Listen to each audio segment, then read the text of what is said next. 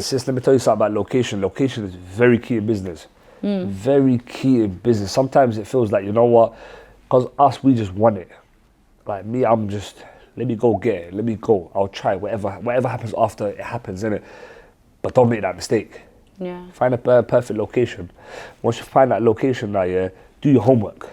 And do no homework. No homework at all, man. So it wasn't making sense It for made your no market. sense at all. But, like I said to you, my service was different to anything else. I was still doing the deliveries. We were still smashing it, selling it all over London. So who was We doing had the drivers. deliveries for you? We had drivers. Okay. Yeah, we had drivers. We always had drivers. So how did you go about hiring drivers? No, well, you know what it is? Friends and family. Friends and family helped me. Helped me from the beginning till, you know what I'm saying? And obviously the area, if someone wants something, no problem, jump on board. No stress, no problem. I didn't have to go out there and say, guys, hey, I need a driver, hey, rat-tat-tat. No, I didn't. People were just on board. Well, alhamdulillah, it just came. Our system was always different to outside deliveries, where it's literally everything's on deliveries. Forget collections. Collections for us was a bonus. Yeah. That was a bonus. There was times where there was people, no one was walking into the place. No one. The guy was just there, just free money the whole day, just watching cricket. Yeah. He was just there chilling, watching cricket, drinking sipping tea. Yeah, literally. But that's the hard part. And the place I was in was in an industrial state. The industrial state as well was in some back alleyway. Like, you know, you close your eyes, you think you're in Africa, like you're thinking to yourself, what is this, man? Why did I do this to myself, man? Why, man? Now you're telling people pull up as well now. It's so tight and it's now, but there's some fat rats running around and it's like, Because you're thinking, hold on, my setting's clean. Yeah. But outside, yeah, it's scatty. It's scatty. No, I've seen that a lot with a lot of places. Man. Yeah. It's really, really scatty and it's like, oh, this what isn't am I me. doing, man? This isn't my brand. And there's, like I said to you, there was times where there was no one coming in, but there was times that we turned the place into like, it was popping in there, like it made sense. But obviously for me, it's more about learning. Yeah. That's what I was doing it for. I wasn't doing it for anything else. I was doing it to learn the business, to be like, because obviously the business starts from the back end, the kitchen. Everything starts from there. The operation is the kitchen. If the kitchen goes wrong, then the front, forget the front. Forget that. If the food ain't coming out proper, then forget the front. No one's coming in there. So you need to get the food right first for you to get the front right.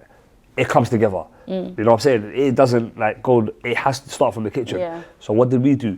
I went from my house, instead of going from my house to a restaurant, I said, forget that, there's no point, that's me failing. I come from one gas stove, like, how am I gonna go to these commercial equipments and etc.? I need to understand the business. So I put myself in from my house to a ghost kitchen. That ghost kitchen, it taught me a lot of things. And that's what I said, that was the best thing about it. Not the money side of things, was more, but I learned the business now. Now I understand these equipments, no problem. So now 11 months down, I was like, you know what, not even 11 months down, but 6 months or 7 months down, I was like, you know what, I can see the brand it needs. Like, now it's actually becoming a brand now. And I need to turn this into a brand. Like, I need to compete with the rest of them, you know, and how do I do that? I ain't gonna compete with anyone in the ghost kitchen. So I said, you know what, let me go into a location. So I had land back in Africa. So I had like some good land, very good, like, it was the best land, man. I'll be honest with you, man. Like, it was. Was that in like Somaliland? back in Somaliland. Like it was in a very nice area, and I said, you know what? Let me just sell this off. I shot that off. Wow. Yeah. Sold that. That was supposed to be like a future investment, etc. But I said, you know what? I need to. Like, this is the investment, innit? This is what I done it for, innit? So for a rainy day. So now it's the rainy day because I don't like asking anyone for anything. I don't do that. I rather just, suffer myself, innit? If I have to put myself under pressure, love it, no problem. So, I'm grinding. I ain't asking no one for nothing. So I hear it. Forget that. So obviously you sold your land in Somaliland, which is obviously risky. Very risky. Very risky. Very risky. You're already in a mad situation. If I built a skyscraper on there now, you can see the whole city. Yeah, I was pissed. I was some Scarface stuff like mansion, whatnot, see the whole city, blah. I don't really, but it flopped, brother. So you're thinking, okay, I've sold all this land now. I've got this money. Yeah. What is the investment you have to start with?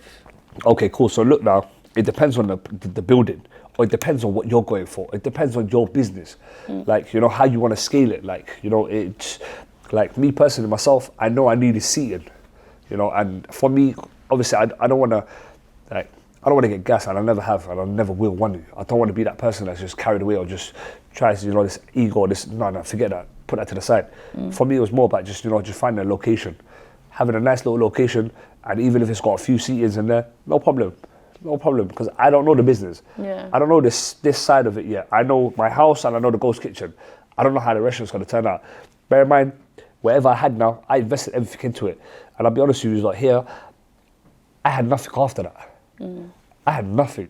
The money that I had left was like 5K. I invested every single bit into this place now. I had 5K. And at the time now, I had 3 kids with a house, wife, etc., bills. My kids go to Islamic private schools, you know, so that cost a hefty chunk as well. So I told my missus, hold that 5. No stress, hold that 5. You know, whatever's gonna happen, I don't know what's gonna happen. I don't know if this could go, you know, left or right. I don't know, innit? I said to myself, you know what, I need to push this, no problem. So what did I do now? When you invest something, you have to believe in yourself. If you don't believe in yourself now, yeah, things are going to go left. And wallah, alhamdulillah now, you have to put your trust in Allah, man. Put your trust in God, man. Put your trust in God. Because the money side of things now, it's always going to come.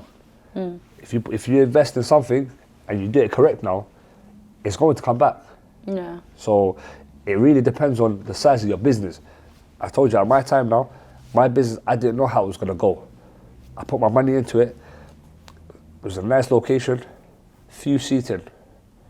I said to myself, you know what? If it's quiet, it doesn't look bad because it's a small location. Yeah.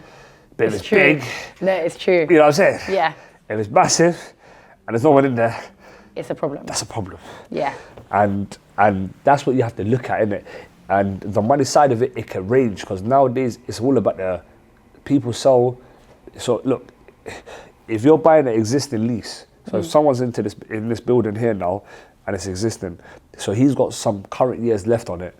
So those current years left on it, he wants to make some money off of it. He wants to make some change out of it.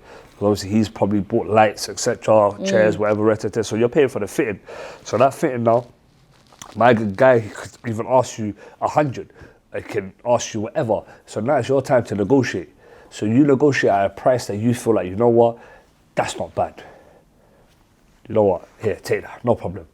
Take that. So then now, obviously when you do, it's all about the rest of the stuff now, because that's one side of the payment. Now you still have to get your equipment, the interior, the design. If you're going to get someone in to do the designing, like, there's a lot of cost behind it. It can even set you back. So let's say, for example, you bought the building for 60. You bought a big building for 60 now. Your signs outside might cost you like 6, 7. Your interior, if you're going to get someone in, that person might ask from, like, I know a shop now, a restaurant, like a big restaurant now in the area. He paid 15K just for what? A person just to do the interior. Just to do interior, just to lay it out. Nothing, not putting in anything, just to lay out. So now money's just coming from every angle. They're just coming from nowhere, man. You're like, literally, hold on a minute. What is this? You're like, I need to pay for this, I need to pay for a designer, I need to pay for a delivery man. Sis, it was emotional, man. It was emotional, And man. did you still have the ghost? No, the ghosts are stopped. The ghosts are stopped. Okay. I stopped everything. So now the whole operation stopped. Okay. Everything's on hold. So how many weeks is this So now, now? it was, so I got the keys in November. So I wanted it quickly. So November.